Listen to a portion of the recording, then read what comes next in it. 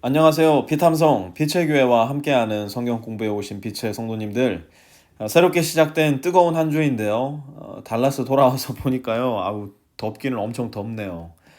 그래도 여기는 한국처럼 습하지는 않아서 훨씬 좋은 것 같고요. 어딜 가든 에어컨이 워낙 빵빵해서 더위가 그나마 좀 견딜만 한 것 같습니다. 어디에 계시든지 우리 성도님들 건강 관리 잘 하시고요.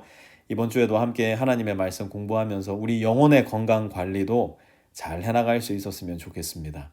하나님 감사합니다. 뜨거운 여름 날씨 속에서도 우리를 지키시고 인도하시고 보살피시는 주님의 손길을 보게 됩니다. 오늘 말씀 속에서도 우리에게 말씀해 주시고 가르쳐 주시고 더 풍성하고 충만한 삶으로 이끌어 주셔서 우리로 하여금 쉴만한 물가와 푸른 초장을 발견할 수 있게 도와주십시오. 예수님의 이름으로 기도합니다. 아멘.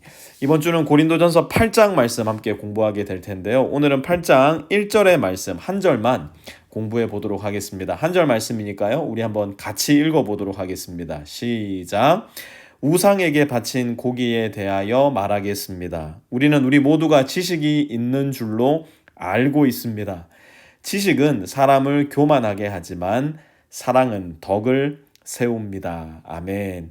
자, 다시 한번 고린도전서 말씀을 좀 복습해 보도록 하겠습니다. 바울은 고린도 교회 안에 있었던 많은 문제들을 지적하고 이 문제들을 어떻게 대처해야 하는지 가르쳐 주기 위해서 고린도전서를 기록했어요.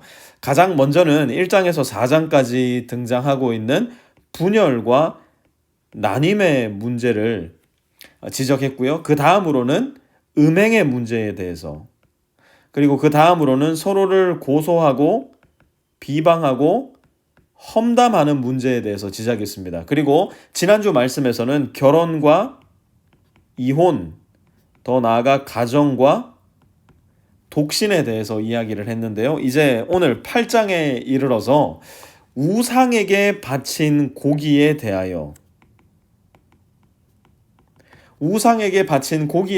이야기를 시작합니다.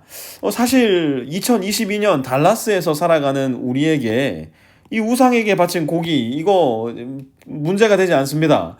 첫 번째로 우리에게는 고린도 사람들에게 있었던 제사 제도가 더 이상 남아있지 않기 때문이에요. 혹여나 여전히 제사를 드리는 가족이 우리 주변에 있다 할지라도 더 이상, 왜 우리 이렇게 아테네 같은 데 가서 보면은 안 가봤지만 이렇게 막 대형 신전이 있지 않습니까?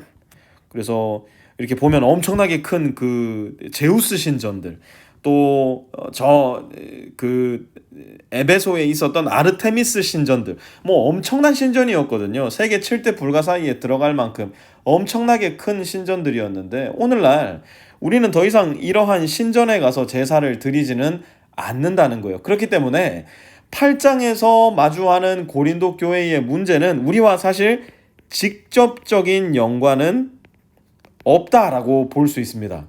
두 번째로 우리에게는 고린도 사람들에게 있었던 정육 형식이 더 이상 남아있지 않아요. 무슨 말이냐? 여러분, 우리 고기를 살 때 어디 가서 삽니까? H마트 가기도 하고 월마트 가기도 하고 타겟에 가기도 합니다. 거기에 가서 보면 이렇게 진열대가 쭉 있어가지고 여기에는 삼겹살, 여기에는 비프, 여기에는 뭐 리바이, 여기에는 뭐 플레미뇽, 뭐 여기에는 뭐 하여튼간에 내가 원하는 고기 종류 다 있잖아요. 그러니 내가 원하는 부위를 내가 원하는 양만큼 사갈 수 있도록 그렇게 진열이 되어 있단 말이에요. 그런데 고린도 사람들은 고기를 살 때 어디로 가냐? 이 신전을 갔어요. 신전을. 특히 좋은 고기를 구하려면 반드시 신전에 있는 신전 정육소를 가야지만 가능한 일이었어요. 왜 그랬을까요? 여러분, 옛날에 이렇게 여러분 집에서 혹은 할아버지 집에서 제사 드려본 분 계십니까? 제사상에 어떤 음식 올립니까? 이렇게 상이 있으면은 상다리 이렇게 있고요. 상다리 위에 막 뭐 음식 상다리 부러지도록 차려놓지 않습니까? 그런데 이 제사상 위에 올라간 음식, 냉장고에 한 달 방치된 과일 올립니까? 시장에서 사온 지 1주가 지나서 썩은 데가 진동한 생선 구워서 제사상에 올립니까? 아니에요. 가장 좋은 음식을 가장 신선하게 구해와서 그렇게 올린다고요. 고린도 사람들이 제우스 신전에 제물을 올릴 때도 마찬가지였어요. 비너스 신전, 아폴로 신전에 제물을 올릴 때도 제일 좋은 짐승을 잡아서 제사를 드렸다고요. 그러니 여기에서 나온 고기가 가장 질 좋은 고기 아니었겠습니까? 그런데 이제 예수를 믿고 나니까 고린도 사람들에게 고민이 생긴 거예요. 여기에서 나오는 고기를 예수 믿는 내가 먹어도 될까?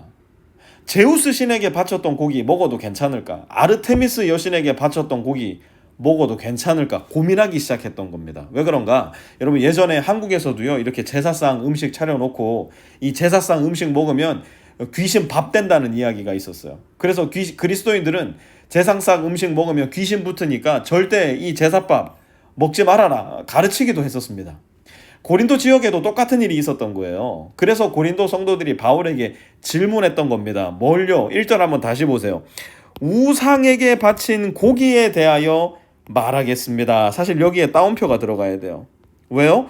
우상에게 바친 고기에 대해서는 바울이 이야기를 끄집어낸 것이 아니라 고린도 사람들이 이야기를 끄집어냈기 때문이에요. 바울 선생님, 우리 이거 먹어도 됩니까? 먹으면 안 됩니까? 교회 안의 분쟁에 대해서, 교회 안의 음란의 문제에 대해서, 또 교회 안에 서로를 비난하고 고소하고 비방하는 문제에 대해서 단호히 해서는 안 된다, 하지 말라 말했던 바울은 과연 이교 신들에게 바쳐졌던 제물에 대해서는 어떻게 이야기를 할까? 그리고 이것이 오늘을 살아가는 우리들에게 어떤 의미와 중요성이 있을까? 이번 한 주 8장 말씀을 차근차근 공부하면서 알아가 보도록 할 텐데요. 핵심은 이거예요. 8장 1절 다시 한번 보세요. 지식은 사람을 교만하게 하지만 사랑은 덕을 세웁니다. 다시 한번 읽습니다. 지식은 사람을 교만하게 하지만 사랑은 덕을 세웁니다. 조금 아리송한 말이죠. 우리 내일 이 말씀의 의미를 좀 더 깊이 살펴보도록 하려고 하는데요. 내일 비탐성에서 꼭 다시 한 분도 빠짐없이 만날 수 있었으면 좋겠습니다. 사랑의 하나님 감사합니다.